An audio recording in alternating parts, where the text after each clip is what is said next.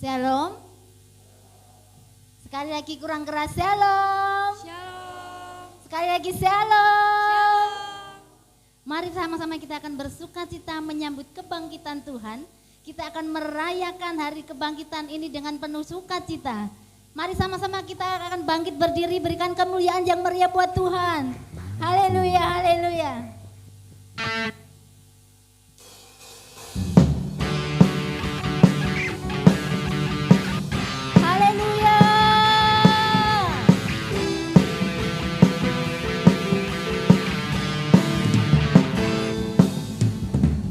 Rayakan, Yesus rayakan.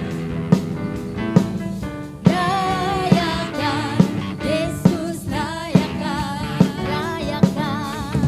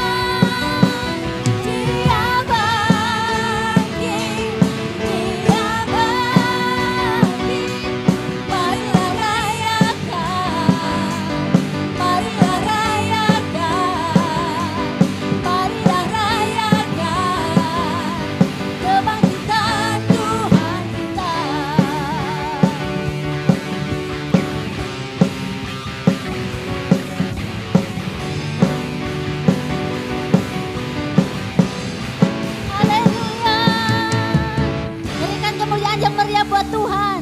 Lebih keras lagi, yang belakang mana suaranya? Yang belakang mana suaranya?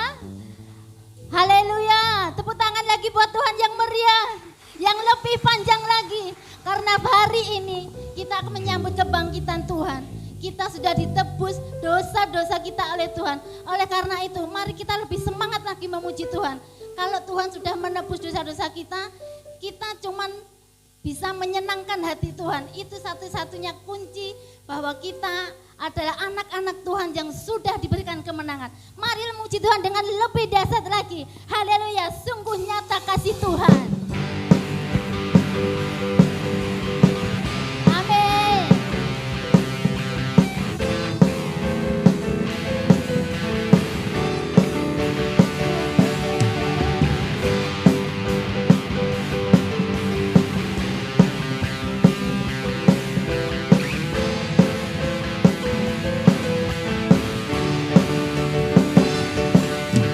Seindahnya pelangi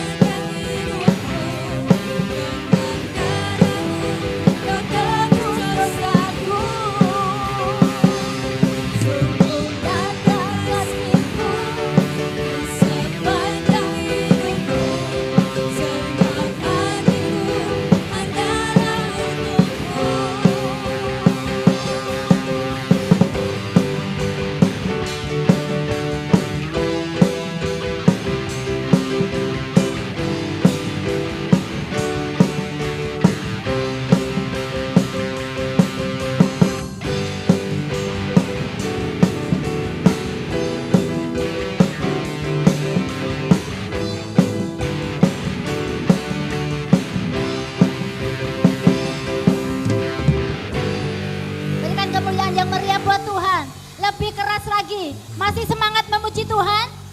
Masih semangat memuji Tuhan? Tepuk tangan di atas kepalanya. Sungguh nyata kasih-Mu di sepanjang hidup. Lebih keras lagi. Dengan darah-Mu Kau tebus dosaku. Amin. Lebih keras lagi. Sungguh nyata kasih-Mu di sepanjang hidupku. Segenap hatiku hanyalah untuk-Mu. Sungguh nyata kasih-Mu di sepanjang hidupku. Dengan darah-Mu Kau tebus dosaku. Sungguh nyata kasih-Mu di sepanjang hidupku. Segenap hatiku hanyalah untuk-Mu.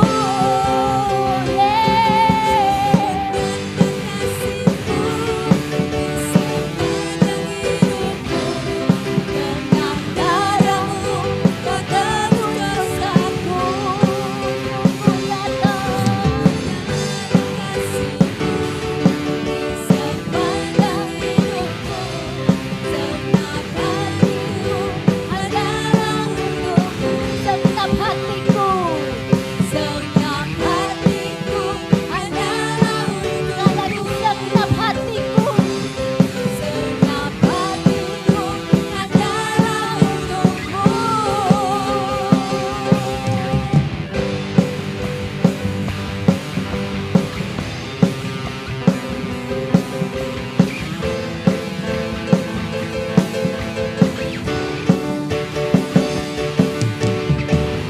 Haleluya.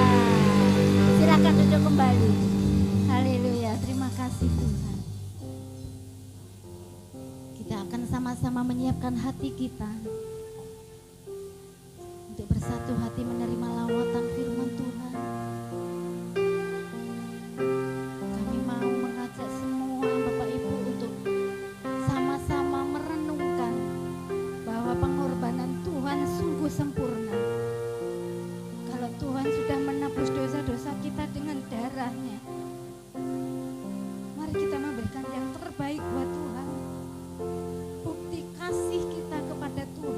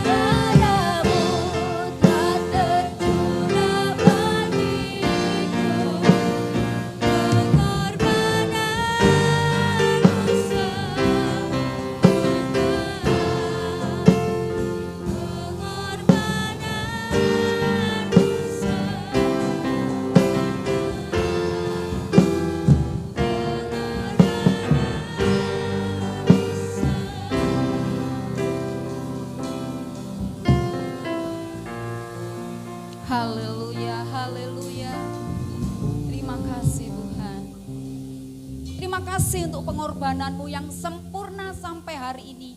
Kami melihat kasih Tuhan nyata dalam hidup kami setiap hari.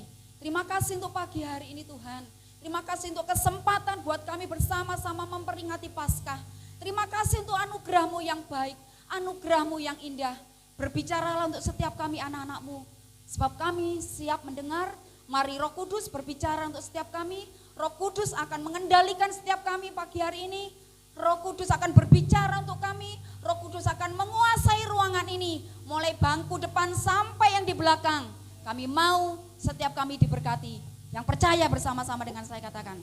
Amin. Puji Tuhan. Silakan duduk saudara. Yang belakang bisa mendengarkan suara saya? Bisa mendengarkan suara kah? Oke. Mas Yusuf, saya tidak berani sendirian. Saya mau ditemenin. Oke. Yang paling belakang bisa mendengar saya, rombongan Ibu Suci dan lain-lain? Bisa ya? Oke. Saya karena ibadah kita singkat saudara, saya tidak mau seorang pun yang kehilangan berkat Tuhan pagi hari ini. Sebab itu saya mau, saudara yang mau ke kamar mandi, mau pipis, boleh sekarang secepatnya, supaya saya tidak mau melihat saudara wirawiri masuk keluar masuk ya, supaya kecuali anak-anak yang kecil, nggak bisa dikendalikan ya, enggak apa-apa, namanya anak kecil ya. Pagi hari ini saudara, saya ingin mengajak kita pagi hari ini. Hari ini adalah hari besar umat Nasrani. Ini adalah hari besar kita saudara. Kasih yang terbesar Tuhan tunjukkan dalam Paskah ini saudara, lewat Paskah ini. Kalau Natal kita tidak punya duit, tidak bisa memperingati Paskah, Natal secara besar-besaran, tidak ada makan-makan, tidak apa-apa loh saudara. Artinya ibadah besar itu tidak harus selalu makan ya saudara. Saya cuma mau mengatakan justru momen yang terpenting buat hidup kita anak-anak Tuhan itu di Paskah. Di Paskah ini adalah momen terbaik untuk kita melihat kasih Tuhan. Saya ingin mengajak saudara melihat satu perikop hari ini, Lukas 24.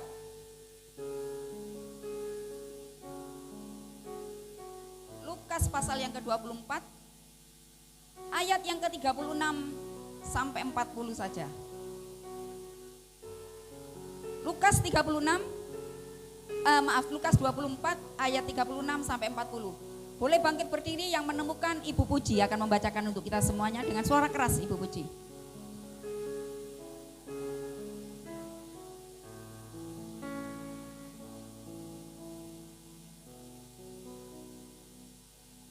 Ya, 36 sampai 40.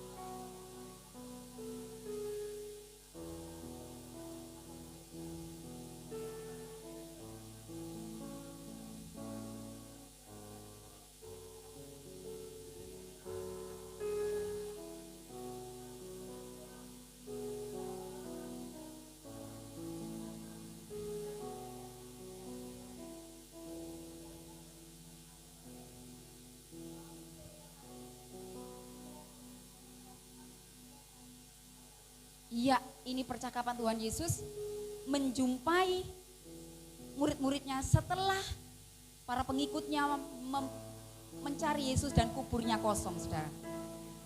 Hari ini saudara-saudara kasih, saya ingin mengajak kita secara khusus hari ini melihat tentang luka-luka Yesus, saudara. Hari ini kita akan melihat itu, saudara. Saudara, waktu Yesus bangkit, ia menunjukkan luka-luka itu kepada murid-muridnya. Namun semua luka itu sudah sembuh, saudara, pada hari kebangkitannya.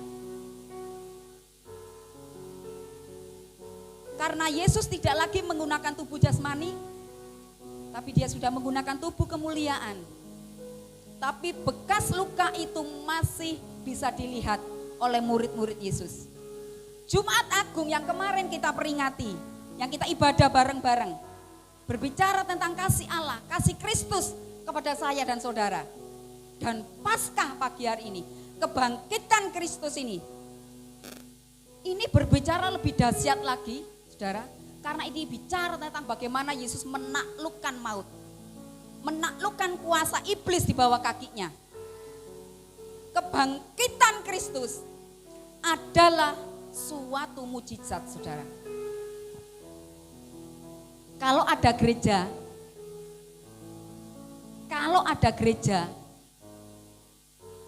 kita anak Tuhan tidak percaya kepada mujizat tentang kebangkitan Yesus, mungkin sebaiknya kita tidak perlu mengadakan Paskah. Karena Paskah ini bicara tentang mujizat Tuhan, saudara.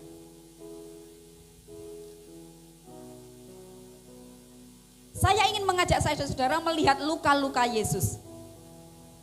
Saudara, kepala Yesus yang terluka karena mahkota duri. Saudara, di Israel itu ada sebuah tumbuhan, tak contek dulu ya, saya takut salah. Namanya Paliurus spina.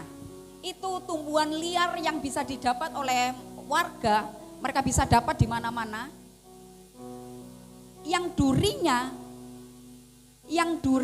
saudara, tidak seperti duri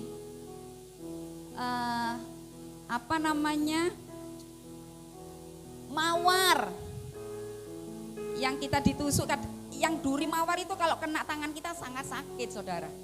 Apalagi dia patah masuk ke daging kita. Tumbuhan ini, saudara, duri-duri liar ini panjangnya bisa 5 sampai 10 cm. Bayangno itu ya, saudara. Semakin tua dia semakin keras, semakin kuat. Itu dibuat oleh pasukan, oleh tentara-tentara. Dibuat asal buat dan ukurannya, lah kepalanya kelak. Yesus mungkin, maaf ini ya, saya tidak tahu ukuran kepala Yesus. Dibuat asal buat dan ukurannya lebih kecil dari kepala Yesus. Dipaksa masuk, pres, saudara, bayangno itu ya. Misalkan kepalanya seperti Mas Yuda, diameternya misalkan kepala normal orang berapa mbak nih kita? Lah wong biologi rooms ini. Misalkan, saya ngawur ya saudara ya. Misalkan 30, mungkin tidak ada ya. Dibuat sama tentara ini 20 misalkan. Dipaksa masuk ke kepala kita. Kepala Yesus, saudara. Itu nancap karena duri-duri yang sangat tajam ini, saudara. Melukai kepala Yesus, melukai dada Yesus. Saudara, Yesus itu jadi ngerti. Kalau engkau sambat, darah rendah, darah tinggi, vertigo, Tuhan itu ngomong, aku pernah seperti itu. Aku ngerasakan apa yang kau rasakan. Sakitmu aku tahu. Karena Tuhan ngambil alih semua sakit kita pada waktu dia mati di salib, saudara.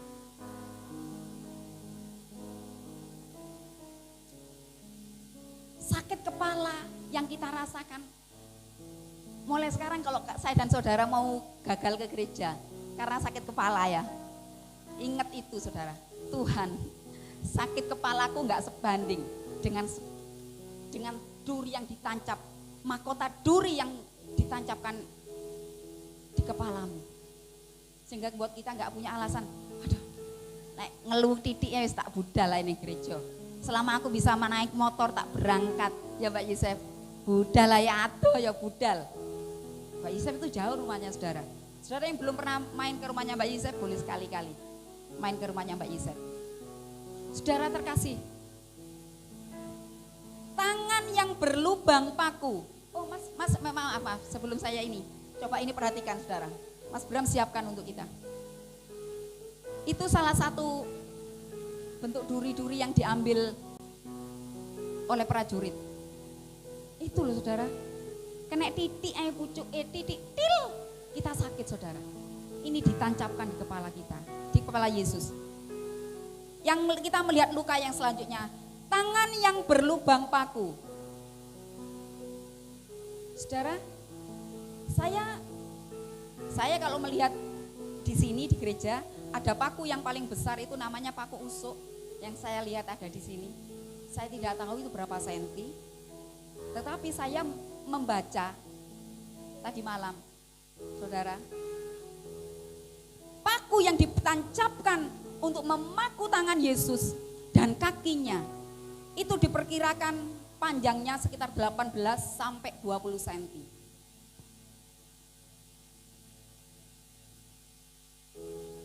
Itu ditancapkan, saudara, ke tangan Yesus, ke kaki Yesus.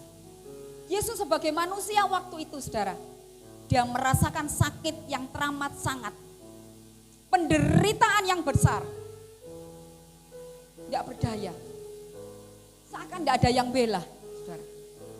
Saya, saudara, pernah merasakan ini. Aduh, aku rasanya nggak ono sing belo. Bebanku teramat berat. Kalau aku bicara sama istriku, malah bebani dia. Aku bicara sama anakku, pastilah dia nggak bisa nolong. Dipikir sendiri, beban kita terasa berat. Tuhan itu ngerti, saudara, ngerti hatimu, karena dia pernah ada di situ. Dia tahu hal-hal terkecil yang saudara dan saya alami, karena dia pernah ada di titik itu, saudara. Sebentar, saya bisik-bisik sama Mas Yusuf.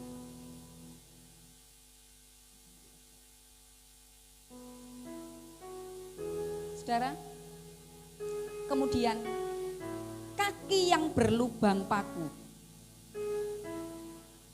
Kaki yang berlubang paku, saudara.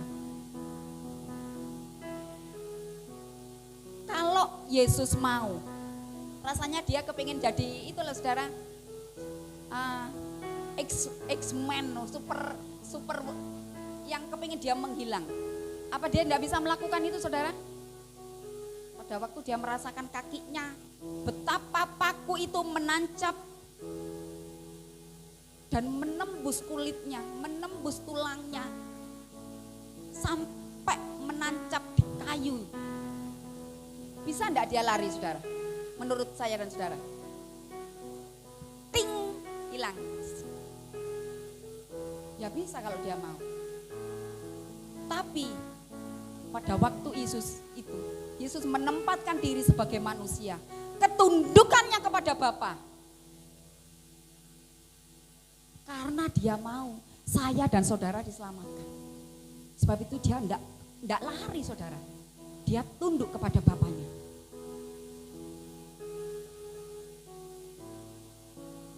Saudara, Yesus tetap memilih berada di salib. Mengapa, saudara? Yesus melakukannya untuk saya dan saudara. Yesus memilih tidak lari dari salib. Sebab dia mencintai kita, saudara. Siapa ya, saudara? Saya dan saudara. Sehingga di Tuhan itu loh, bertahan di salib. Siapa saya dan saudara? Saudara,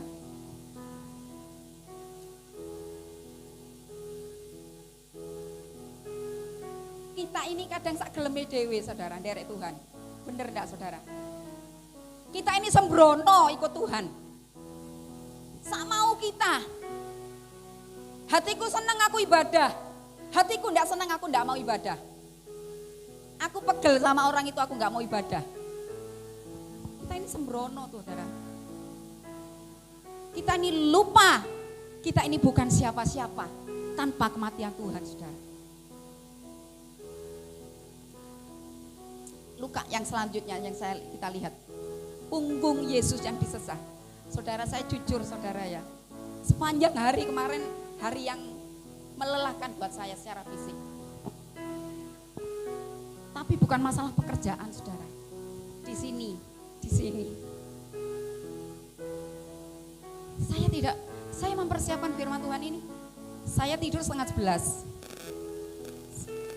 Saya bangun 12:30, persiapan firman. Saya pada waktu melihat punggung Yesus yang disesah, saya ini nangis gak bisa berhenti, saudara. menghentikan tangisan saya nggak bisa, saudara. Coba saya mengajak saudara. Setiap pukulan yang prajurit ini tancapkan di punggung Yesus sebelum dia naik di salib, saudara. Saudara tahu? Cambuk. Saudara kalau ngerti cambuknya orang Madura itu, saudara ya. Itu tidak seperti itu, saudara. Di ujungnya cambuk itu punya mata, punya cabang-cabang. Dan di setiap cabang itu ada kail seperti kail, saudara. Itu enggak gini, saudara, tapi melungker. Itu kalau nancap ke kulit, pada waktu ditancapkan dan diambil, diangkat cambuk itu, tubuh Yesus itu tercabik, saudara. Tercabik, saudara, tercabik. Saya itu nangis sama Tuhan, saudara. Siapa saya, Tuhan? Kok Engkau mau melakukan itu? Engkau merelakan punggungmu dicabik-cabik. Perhatikan, saudara. Sampai Yesus itu wajahnya enggak terlihat, saudara. Wajahnya begitu mengerikan.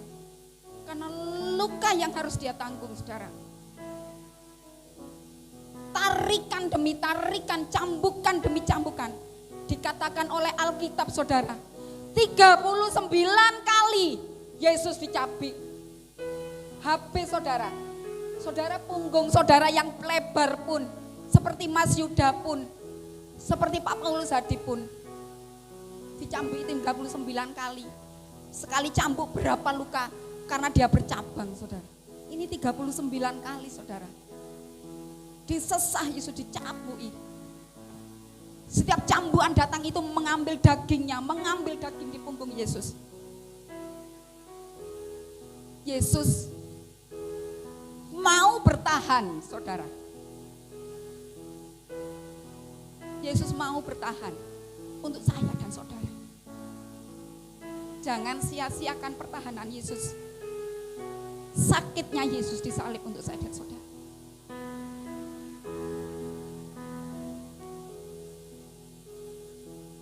Saudara, Yesus itu sekarang itu paham. Kalau engkau disakiti, engkau dihianati, engkau dilukai. Ingat ini, saudara. Tuhan itu tahu lukamu, batinmu yang terluka. Karena Tuhan sudah mengambil alih, merasakan itu semua.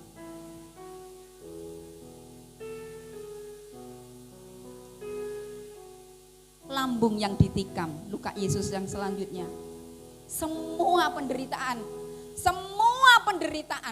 sudah Yesus alami, saudara. Saudara yang punya penyakit lambung,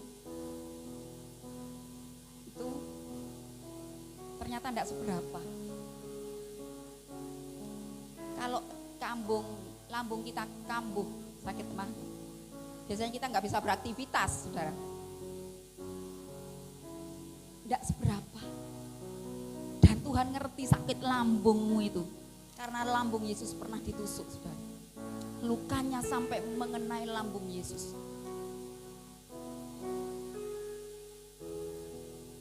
Waktu Yesus berteriak, Eloi, Eloi. Yesus merasa sendiri, saudara. Dia merasa sendirian. Bapa, kenapa engkau tinggalkan aku? Bapak jijik melihat Yesus, saudara. Mengapa jijik Yesus, Bapak, saudara? Karena ada dosa saya dan saudara yang ditanggung. Bapak jijik melihat Yesus. Saudara, mati di atas kayu salib itu lambang kemiskinan, lambang kejahatan buat bangsa Israel. Yesus melakukannya itu untuk saya dan saudara. Yang paling buruk dilakukan. Bukan penjara, tapi kematian disalib. Ditanggung sama Yesus, saudara.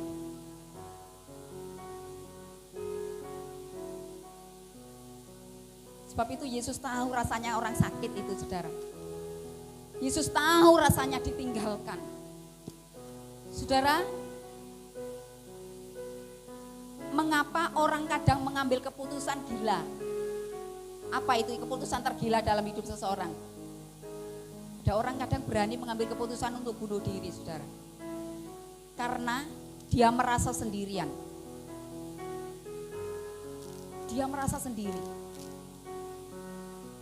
Saya berharap setelah kematian Tuhan, buat anak-anak Tuhan yang berjumpa dengan Tuhan secara pribadi, tidak akan pernah mengambil bagian gila yang pernah Tuhan lakukan. Bunuh diri, seperti sakitnya bunuh diri, saudara. Dan Tuhan itu mengambil itu untuk saya dan saudara.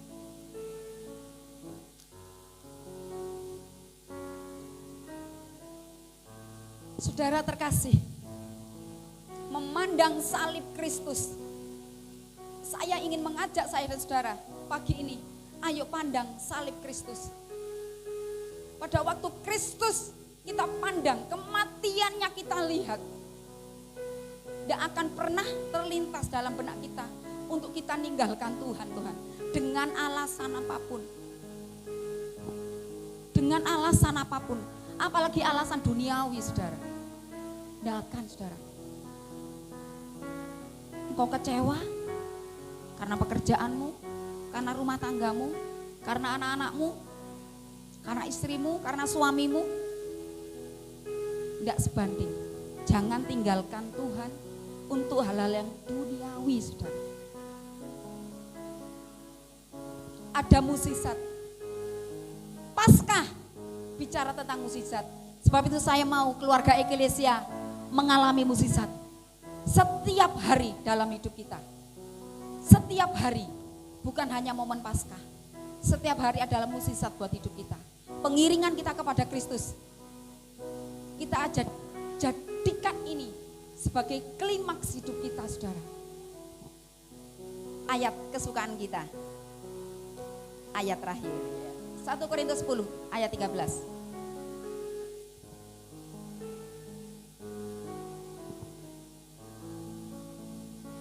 Mari kita bangkit berdiri, boleh membacakan ayat ini. 1 Korintus 10 ayat yang ke-13 dengan suara keras.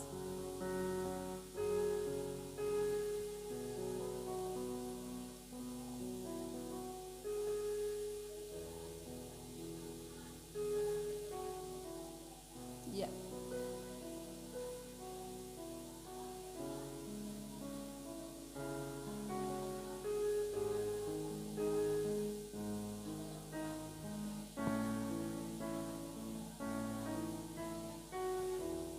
Yes, puji Tuhan.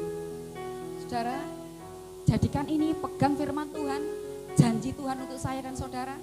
Tuhan sekali-kali tidak pernah membiarkan kita.